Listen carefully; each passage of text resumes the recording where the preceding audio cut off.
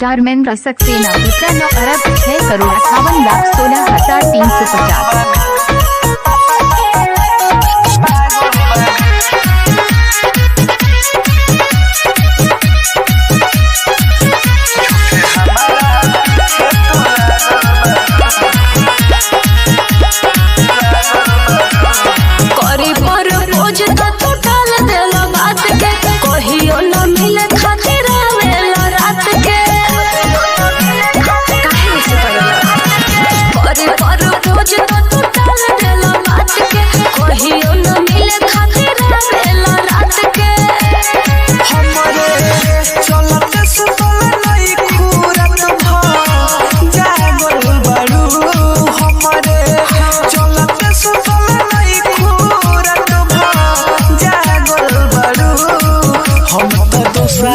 के पीछे पागल बने झूठे हमारा पीछे तू लागल बारू। हम तो दूसरा के पीछे पागल बने झूठे हमारा पीछे तू लागल बारू।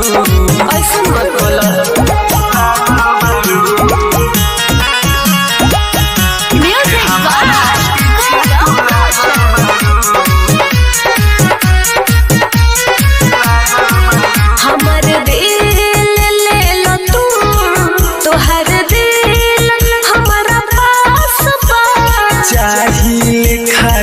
करा के वो करा में कुछ खास बा।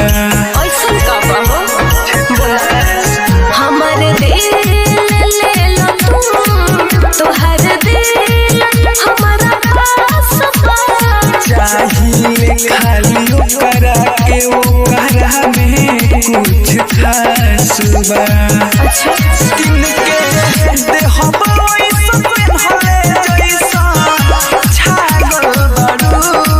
हम तो दूसरा के पीछे पागल बने झूठे हमारा पीछे तू लागल बारू। हम तो दूसरा के पीछे पागल बने झूठे हमारा पीछे तू लागल बारू। डिप्रेशन में मत डालो।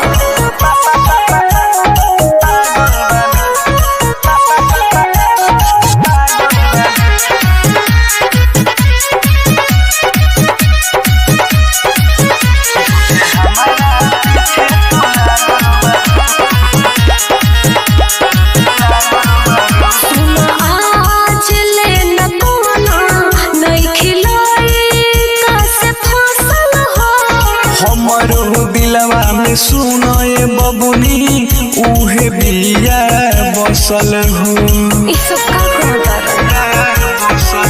सुनो आज ले न कोना नहीं खिलाई कैसे फसल हो।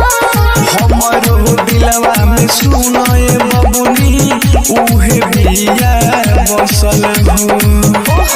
काहे अमर गीत खाती घर से भागल बारू। हम तो दूसरा के पीछे पागल बनी झूठे हमारा पीछे लागल बारू। हम तो दूसरा के पीछे पागल बनी झूठे हमारा पीछे तू लागल बारू। का करे